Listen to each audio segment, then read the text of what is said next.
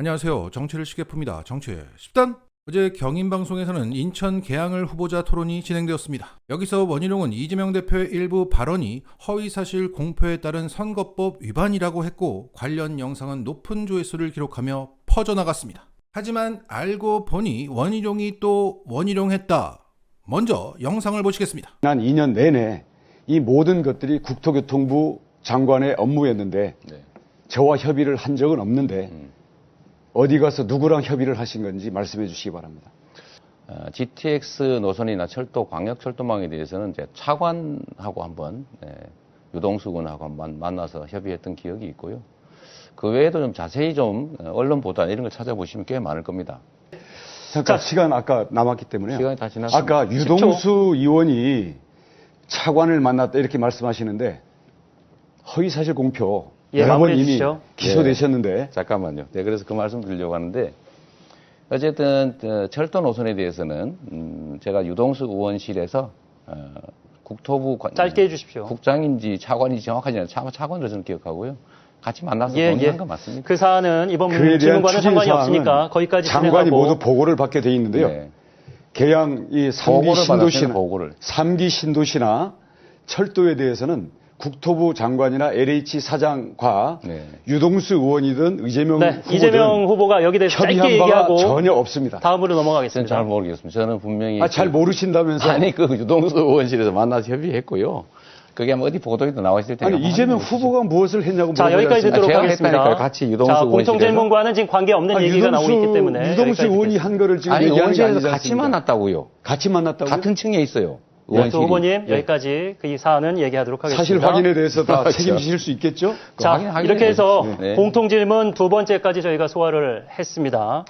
네, 지금 자꾸 저희는 본인은 보고를 안 받았다고 하니까 또 저도 좀 혹시 그런 거 아닌가 싶은데 하여튼 분명한 거는 유동수 의원이 갑 지역이고 제가 을 지역이라 함께 계양 교통난 문제를 해결하기 위해서 LH 그리고 국토부 관계자를 만나서 저희가 협의하고 내용상 보고도 받았던 기억이 있으니까 그건 저희도 한번 확인해 보겠는데 자꾸 그런 말씀하시니까 지금 아닐 수도 있으니까 그건 나중에 한번 언론에 보도된 거 확인해 보도록 하겠습니다. 그러니까 계양을 이재명 대표는 계양갑 유동수 민주당 의원과 함께 국토부 차관을 만났다고 발언한 것을 원희룡은 자신이 국토부 장관 때의 일이라 잘 아는데 이재명이든 유동수든 우리 차관과 협의한 바 없다고 단정적으로 말했습니다. 분명 협의했다고 보고받은 기억이 없다 이렇게 말한 것도 아니라 협의하지 않았다고 단정적으로 말했습니다. 그러면서 이재명 대표가 또 허위사실 공표를 했다며 의혹을 거듭 제기했습니다. 여기에 국힘 지지층은 원희룡이 이재명을 잡았다며 흥분했습니다. 하지만 그 흥분은 오래가지 못했습니다. 이재명 대표의 말대로 이재명 대표와 유동수 의원이 엄영소 국토부 제2차관과 간담회를 갖고 GTX 확충 추진 상황을 확인하고 있다는 사진 기사가 나온 겁니다. 자, 이제 허위 사실을 공표한 건 누구죠? 네, 바로 원희룡입니다. 원희룡은 협의하지 않았다도 아니고 협의한 적이 전혀 없다고 말했습니다. 국토부 장관이나 LH 사장과 유동수 의원이든 이재명 후보가 여기 대해서 짧게 협의한 바가 얘기하고 전혀 없습니다. 다음으로 자, 어차피 정권 바뀌면 깜빵을 가겠지만 오늘 형량이 추가됐습니다. 축하합니다. 다음 뉴스. 어제 MBC 100분 토론회 보수 패널로 참여한 김진 중앙일보 논설위원의 발언은 중도층의 투표의지에 불을 질렀습니다. 젊은 사람들이 망친 나라 60, 70대가 바로 잡아야 한다. 국민들의 분노는 김건희를 질투하고 있기 때문이다. 그리고 자신들이 이해하지 못하는 생각과 현상에 대해서는 선동하고 있다. 선동당했다. 라고 거듭 말했습니다. 자, 김진은 선동이라는 단어를 최소 10번은 사용한 것 같은데 이를 지켜보는 중도층은 큰 모멸감을 느꼈을 겁니다.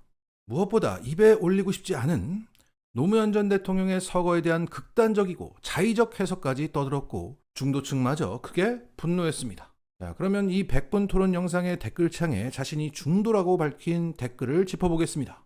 김진씨, 당신 덕분에 중도에서 벗어납니다. 당신처럼 생각하고 행동하는 현 정권을 심판하고 싶어졌습니다. 반드시 투표하겠습니다. 난 정치인 별로 좋아하지 않는다. 김진이든 유시민이든. 그런데 김진, 말이라고 그냥 막 싸지르네.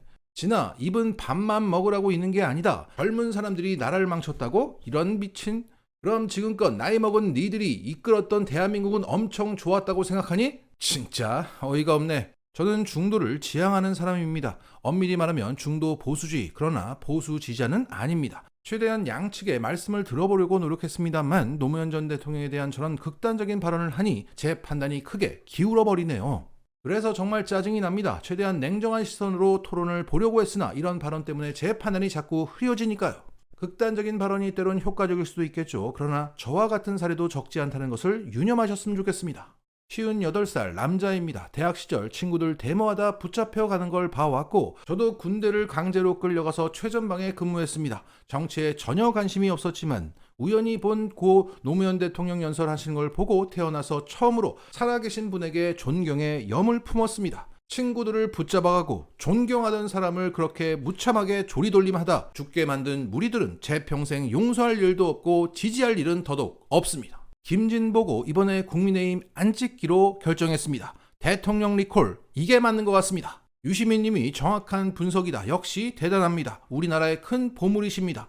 저는 평범한 중도 보수입니다. 그리고 이 100분 토론 댓글창에는 국힘 지지층의 자성의 글도 올라와서 큰 주목을 받았습니다. 전 78살입니다. 그동안 많은 대통령들을 봐왔습니다. 창피하지만 이찍입니다. 살 만큼 살아본 사람으로서 이번에 뼈가 시리게 깨닫습니다. 과거에 한 축을 담당했던 원로로서 슬프지만 살아갈 날이 얼마 남지 않은 노인으로서 나 개인을 위해 투표하면 안 되겠구나. 최소한 내 전전세대가 원하는 투표를 해야겠구나. 그러니까 젊은 세대가 원하는 투표를 해야겠구나. 당장 내일을 장담 못할 나이인데 어찌 미래의 욕심을 냈을까. 뒤늦게 개인적인 정념을 버렸습니다. 미래를 살아갈 후손을 위한 투표를 해야겠어요. 어쩌면 마지막이 될 수도 있는 이번 투표가 후대에 폐가 되지 않기를 바랄 뿐입니다. 올해 68살인 노인의 생각이지만 윤통과 건의는 해도 너무한 것 같습니다. 솔직히 난 이 사람이 대통령이라고 생각한 적 한 번도 없어요. 토론을 보면서 김진의 수준이 어이가 없더군요. 젊은 친구들 보면 늘 미안한 마음뿐입니다. 대구에서 태어나 대구에서 살고 있는 50대입니다. 80대 우리 어머니 하루하루 투표날을 물어봅니다. 이번엔 빨간당이 아닌 파란당을 꼭 찍어줘야겠다고 말입니다. 그리고 이런 댓글도 있었습니다. 내가 대장암 수술 들어가기 전에 반드시 투표한다. 두고 보자. 부디 건강을 잘 회복하셔서 좋은 세상 오래 누리시길 바랍니다. 물론 이 댓글창에서는 김진의 발언을 옹호하는 댓글도 있었습니다. 하지만 그런 댓글들은 추천을 받지 못해서 저 뒤로 밀려가 있습니다. 결국 일반 국민들은 김진의 발언을 통해서 윤석열과 국힘 진영의 생각을 리얼하게 체감할 수 있었고 본때를 보여주고야 말겠다고 벼르고 있습니다. 특히 젊은 사람들이 나라를 망쳤다는 김진의 발언 때문에 거의 모든 커뮤니티는 결집할게 가만 안 둔다 이 분위기로 흘러가고 있습니다. 윤석열 심판을 위한 난생 처음 보는 중도의 결집이 이뤄지고 있습니다.